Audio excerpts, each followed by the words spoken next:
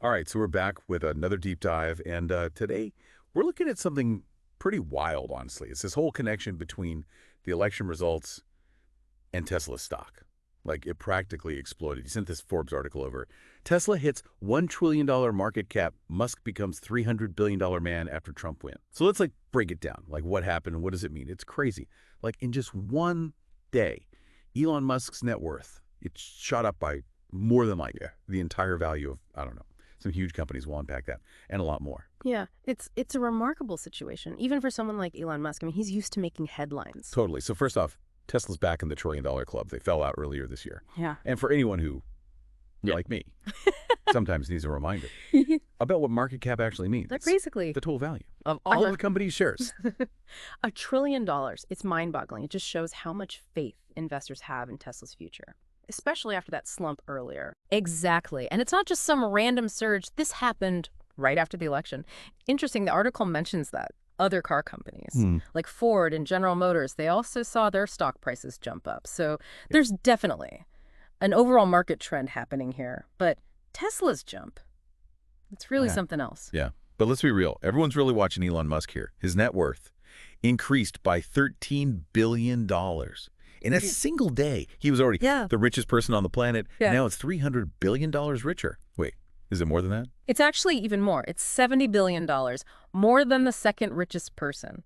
Which is funny enough. Larry Ellison, he's actually a close friend of Musk. It really makes you wonder what's behind this insane increase, even with the whole market going up. Well, the article does point to a possible connection. Musk's very public support for the newly elected President Trump. We're talking endorsements, campaign donations, even appearances on the campaign trail. It's a pretty strong alliance, wouldn't you say? Oh, definitely. Now, we have to be careful about drawing, direct lines of causation.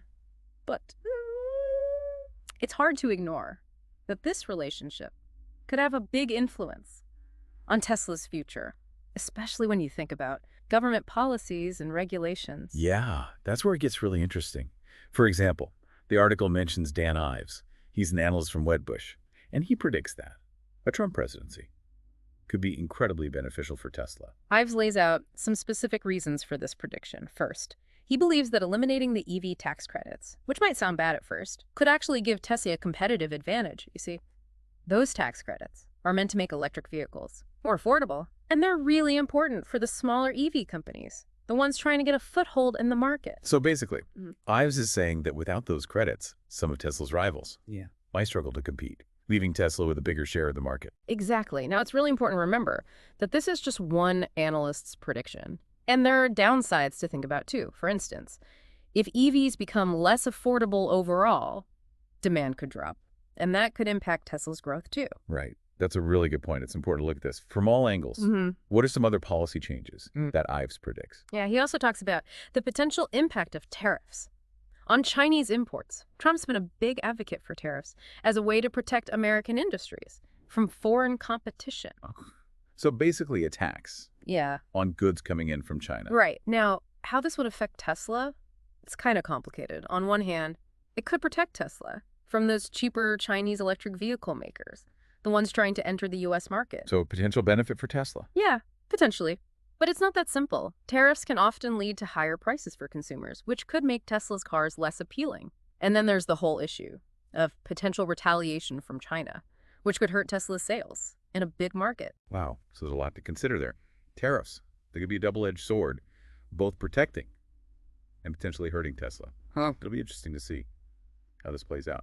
Anything else from Dan Ives that we should be thinking about? Yeah. He also thinks that a Trump administration could really speed up regulations for self-driving cars, which would be huge for Tesla, given how advanced their autonomous driving technology is. Yeah, that's where it gets really futuristic. Imagine a world where self-driving Teslas are just normal. But even thinking about that, there are so many questions. Safety, liability, what happens to all the jobs? In transportation, we could do a whole deep dive just on that. Absolutely. It's a perfect example of how these things that seem like isolated events, like an election, can have ripple effects across all sorts of industries. And just aspects of our lives. Exactly.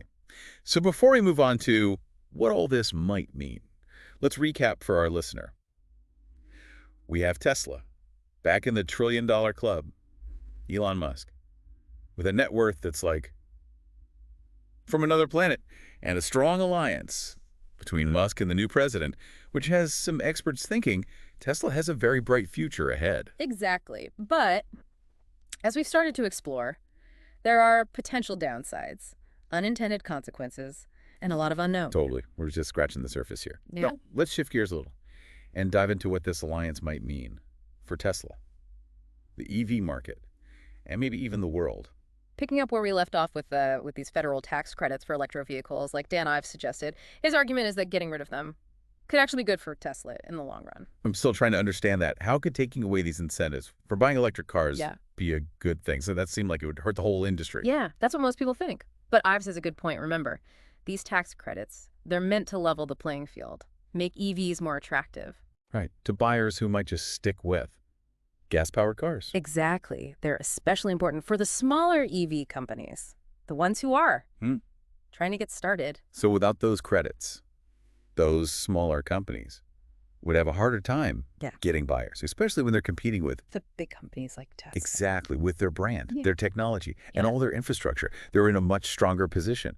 To handle a change like that, they've already achieved economies of scale, meaning their production costs are lower. They're less reliant on those tax credits to make their vehicles competitively priced. I see. So it's like survival of the fittest. But what does all this mean? For the average person, who's thinking about buying an electric car, would they be worse off without those tax credits? That's a good question. If EVs become less affordable, it could slow down how quickly people adopt them, which has implications for everything from reducing emissions to reaching climate goals. And then there's the question of fairness.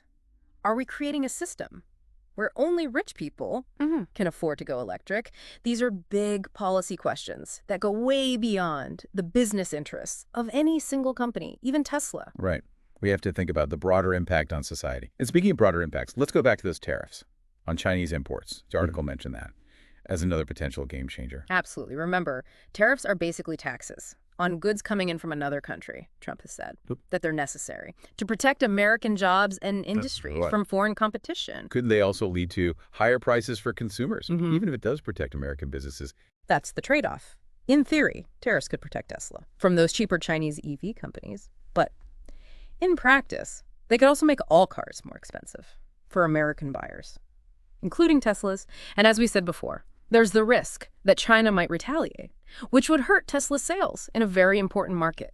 It's a balancing act with potential consequences that go beyond just the car industry. Wow. It's like every decision has a chain reaction. It's fascinating and a little scary. And then, of course, there's the self-driving car revolution that Tesla's leading, the article says, and a Trump presidency could speed up their regulatory approval. That's a big deal, isn't it? It is. Imagine self-driving Teslas everywhere. It's exciting, but it also raises so many questions. How do we keep people safe? Who's responsible if there's an accident? What happens to all the jobs in transportation? It's like opening Pandora's box with the potential to completely change society. It's incredible to think about. And all this seems to be connected to this relationship between Musk and the new president. It really shows how much influence individuals can have, especially when they're involved in technology, business, and politics.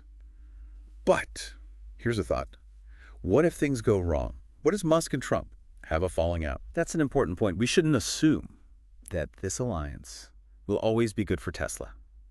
Politics change. Public opinion changes. What if policies change? Or what if Musk, with his outspoken personality, becomes a problem? For the Trump administration, it reminds us to always think critically, don't make assumptions, and consider all sides of the story. It's like a really risky bet with no guarantee of winning. We've talked about the potential benefits and the potential risks of this Trump-Musk connection. We've talked about the impact on Tesla, the whole EV market, and even the ethical questions about self-driving technology. It's clear the story isn't over. But before we wrap things up, there's one more thing in the article I want to discuss. This idea that Musk might have an official role. In the Trump administration... Oh, yes. The article mentions Trump kind of jokingly calling Musk the Secretary of Cost Cutting. It's an interesting idea, isn't it? Elon Musk in the White House, potentially shaping policy and influencing the government. It's almost too crazy to imagine. But let's play it out. What kind of impact could Musk have if he was in a formal position of power? Well, he's obviously a brilliant engineer and a visionary entrepreneur, but governing, it's a whole different thing. Does he have the right personality and political skills. To handle the complexities of Washington, could he take his innovative ideas and turn them into workable policies? It's a really interesting question. And then there's the question of what he would focus on. Would he prioritize Tesla's interests? Right. Or would he take a broader approach, like a statesman? Exactly. It's impossible to say for sure, but it raises all sorts of fascinating questions about the intersection of technology, business, and government. It seems like. Whether Musk officially joins the administration or not, his influence will definitely be felt. He's become a major force, and his relationship with Trump has the potential to really change the landscape of American business and technology. It's a story we need to pay attention to as it develops. Absolutely. This deep dive has really shown how interconnected our world is. Decisions made in politics can have huge consequences for businesses, technological advancements, and ultimately for all of us. This has been an amazing discussion. We've covered so much, from Tesla's finances to the complexities of trade to the ethical dilemmas of artificial intelligence.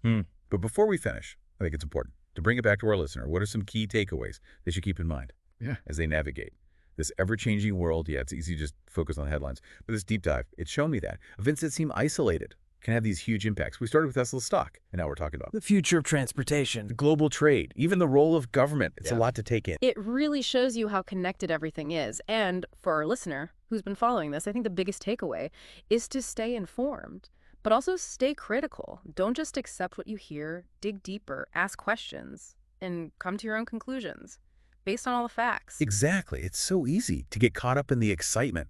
Tesla's stock going up, Musk's personality, the promises of a new president.